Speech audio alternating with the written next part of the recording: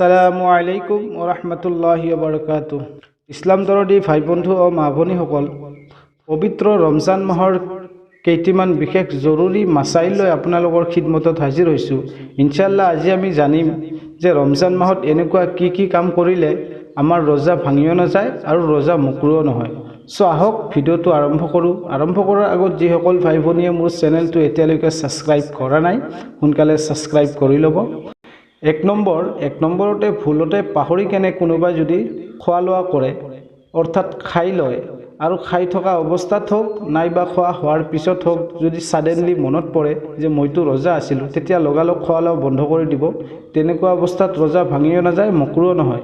কিন্তু কোনোবাই যদি বহুতখিনি খাই লয় আৰু খোৱাৰ পিছত মনত পৰাৰ পিছতো যদি ভাবে যে ইমানখিনি খাই লৈছে গতিকে আৰু এক নলা খাই লওঁ, এনেকুৱা অৱস্থাত ৰোজা ভাঙি যাব। ২ নম্বৰতে বহুতো ভাইক দেখা পোৱা যায় যে ৰমজান মাহৰ ৰোজা ৰাখিছে আৰু ৰোজা ৰাখি বাৰ বহুত থু পেলাই থাকে, বাৰ থু পেলাই থাকে, অলপ পিছে থু পেলাই থাকে আৰু সিহঁতে ভাবে যে থু গিলি দিলে চাগে মোৰ ৰোজাটো অলপ কমজোৰ হ'ব, মুকৰু হ'ব, তেনেকুৱা ভাবে। একচুৱেলি তেনেকুৱা নহয়, থু গিলি দিব পাৰে, থু গিলি দিলে ৰোজাত কোনো ধৰণৰ এফেক্ট নপৰে, ৰোজা ভাঙি নাযায়। ৩ নম্বৰটো হৈছে পান খোৱাৰ পিছত যদি কোনোবা ভাইয়ে পান খাইছে, পান খোৱাৰ পিছত কুল্লি কৰি মুখ চাফা কৰিছে আৰু তাৰ পিছতো যদি পান হওক নাইবা তামোলৰ কিছু অংশ মুখৰ ভিতৰত ৰৈ গৈছে আৰু পিছত থুৰ লগত ভিতৰত সোমাই গৈছে, তেনেকুৱা অৱস্থাতো ৰোজা ভাঙি নাযায়। ৪ নম্বৰতে নাক চাফা কৰাৰ সময়ত যদি নাকৰ ভিতৰৰ কিছু অংশ পেটৰ ভিতৰত গুচি যায়, তেনেহ'লেও ৰোজা ভাঙি নাযায়। উদাহৰণস্বৰূপে কোনোবা ভাইৰ যদি বহুত চৰ্দি লাগে বা জ্বৰ হয়, জুকাম হয়, তেনেকুৱা অৱস্থাত নাক চাফা কৰাৰ সময়ত কিছু অংশ ভিতৰত যায়, তেনেহ'লে ৰোজা ভাঙি নাযায়। মনত ৰাখিব যে মুখৰ ভিতৰৰ যিকোনো বস্তু, থুৱে হওক নাইবা নাকৰ ভিতৰৰে হওক নাইবা কফে হওক, যিকোনো বস্তু হওক যদি ভিতৰত সোমাই যায় তেনেহ'লে ৰোজা ভাঙি নাযায়।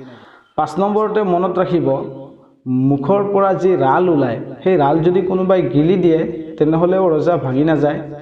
৬ নম্বৰতে মনত ৰাখিব মুখৰ পৰাই হওক নাইবা দাঁতৰ গুৰিৰ পৰাই হওক যদি তেজ ওলায় আৰু সেই তেজ যদি গিলি দিয়ে থুৰ লগত, তেনেহ'লেও ৰোজা ভাঙি নাযায়। কিন্তু সেই থুৰ পৰিমাণতকৈ যদি তেজৰ পৰিমাণটো বহুত বেছি হয় আৰু গিলি দিয়াৰ সময়ত ডিঙিত যদি বা গলত যদি সেই তেজৰ যি সোৱাদটো আছে, জাইকাটো আছে, মজাটো আছে, সেইটো গম পোৱা যায়, তেনেহ'লে গম পোৱা যাব যে তেজৰ পৰিমাণটো বহুত বেছি আছে থুতকৈ, তেনেহ'লে ৰোজা ভাঙি যাব।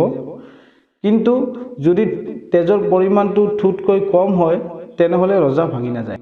আৰু ৭ নম্বৰতে জিভাৰ দ্বাৰা যদি খানা পিনা চাখি চাবলগীয়া হয়, তেনেকুৱা অৱস্থাত যদি চাখি চায় তেনেহ'লে চাখি চাব পাৰে। জিভাত লগাই কেনে চাখি চাব লাগিব আৰু চাখি চোৱাৰ পিছত গিলি দিব নালাগিব। যদি গিলি দিয়ে, ভিতৰত সোমাই দিয়ে, তেনেহ'লে ৰোজা ভাঙি যাব আৰু যদি থুৰ সৈতে বাহিৰ কৰি দিয়ে তেনেহ'লে ৰোজা ভাঙি নাযায়। উদাহৰণস্বৰূপে কিছুমান মা ভনীৰ ৰন্ধা বঢ়া কৰি আছে আৰু ৰন্ধা বঢ়া কৰি থকাৰ সময়ত নিমখ কম হৈছে নে বেছি হৈছে চাব লগা হ'ল, নহ'লে হয়তো ঘৰত হাই কাজিয়া হ'ব পাৰে, হাজবেণ্ড হওক নাইবা ঘৰৰ স্বামীয়ে বহুত ষ্ট্ৰিক্ট হয়, অলপ নিমখ কম বেছি হ'লে ঘৰত মাৰধৰ কৰে, হাই কাজিয়া কৰে, তেনেকুৱা মজবুৰিৰ অৱস্থাত চাখি চাব লগা হ'ল, তেনেকুৱা অৱস্থাত চাখি চাব পাৰিব অকল জিভাত লগাই কেনেহে, কিন্তু ভিতৰত সোমাই নিদিব, ভিতৰত যাব নিদিব। যদি ভিতৰত গুচি যায় তেনেহ'লে ৰোজা ভাঙি যাব। আৰু এই ধৰণে যদি কাৰোবাৰ ঘৰত সৰু বাচ্চা আছে আৰু সেই বাচ্চাক যদি যিকোনো খাদ্য বস্তু চবাই কেনে খুৱাব লগা হয়, তেনেকুৱা চুৰততো খুৱাব পাৰিব, মুখৰ ভিতৰত লৈ চবাই কেনে বাচ্চাক খুৱাব পাৰিব। কিন্তু মনত ৰাখিব সেই চবোৱাৰ অংশ পেটৰ ভিতৰত গুচি যাব নালাগিব, অৰ্থাৎ গিলি দিব নালাগিব। বাচ্চাক খোৱা হোৱাৰ পিছত থুৰ সৈতে বাহিৰ কৰি দিব লাগিব। ৯ নম্বৰটো হৈছে মিছৱাক কৰা সুন্নত হয় আৰু ৰোজা ৰখা অৱস্থাত মিছৱাক কৰিব পাৰে। মিছৱাক কৰিলে ৰোজা কোনো ধৰণৰ মুকৰুও নহয়, ভাঙিও নাযায়। কিন্তু যদি কলগেট আৰু নাইবা যিকোনো তেনেকুৱা ধৰণৰ পাউডাৰেৰে দাঁত মাজে, বা কয়লা হওক কলগেট হওক বা তেনেকুৱা পাউডাৰ আছে, সেই পাউডাৰেৰে দাঁত চাফা কৰে বা দাঁত মাজে, তেনেকুৱা অৱস্থাত ৰোজা ভাঙিতো নাযায় কিন্তু মুকৰু হয় সেইটো চুৰতত। কিন্তু মিছৱাক কৰাটো সুন্নত হয়, মিছৱাক কৰিলে মুকৰুও নহয়, ভাঙিও নাযায়। 10 নম্বৰতে বেমাৰৰ অৱস্থাত কোনোবা যদি বহুত বেমাৰ হৈছে আৰু তেনেকুৱা চুৰতত ডক্টৰে পৰামৰ্শ দিছে যে ইনজেকশ্যন লগাব লাগে, এনেকুৱা অৱস্থাত ৰোজা ভাঙি নাযায়।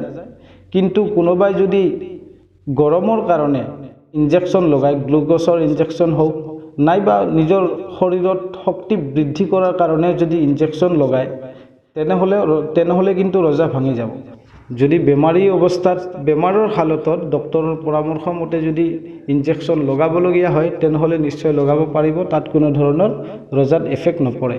আৰু এই ধৰণে দাড়ি চুলিত তেল লগোৱা, চকুত চুৰমা বা ঔষধ লগোৱা, খুচবু বা আঁতৰ শুঙা, গৰম বা পিয়াহৰ কাৰণে গা ধোৱা, কাণত পানী দিয়া, শৰীৰ ঠাণ্ডা কৰি ৰখাৰ কাৰণে তিতা কাপোৰ শৰীৰত ৰাখি থোৱা, এনেকুৱা অৱস্থাত ৰোজা ভাঙি নাযায়। আৰু এটা জৰুৰী মাছাইল মনত ৰাখিব, সপোনতে হওক নাইবা জাগি থকা অৱস্থাতে হওক, যদি নিজৰ ওপৰত গোসল কৰা অৰ্থাৎ গা ধোৱা জৰুৰী হৈ গৈছে আৰু সুবাহ চাদি খোৱাৰ আগে আগে গোসল কৰি লোৱা নাই, গা ধুই লোৱা নাই আৰু তেনেকুৱা অৱস্থাতেই ৰোজাৰ নিয়ত কৰি দিছে, তেনেকুৱা অৱস্থাতো ৰোজা হৈ যাব, ৰোজা ভাঙি নাযায়। তো আশা কৰোঁ বন্ধুসকল আজি দিয়া ইনফৰমেশ্যনখিনি আপোনালোকৰ ভাল লাগিলে। যদি ভাল লাগে তেনেহ'লে ভিডিঅ'টো লাইক কৰিব আৰু আপোনালোকক দিয়া ইনফৰমেশ্যনখিনি মাছাইলখিনি আনলৈকে পहुঁচাই দিব, শ্বেয়াৰ কৰিব নাপাহৰিব। ৱাখিৰ দাৱানা আলহামদুলিল্লাহি ৰব্বিল আলামিন।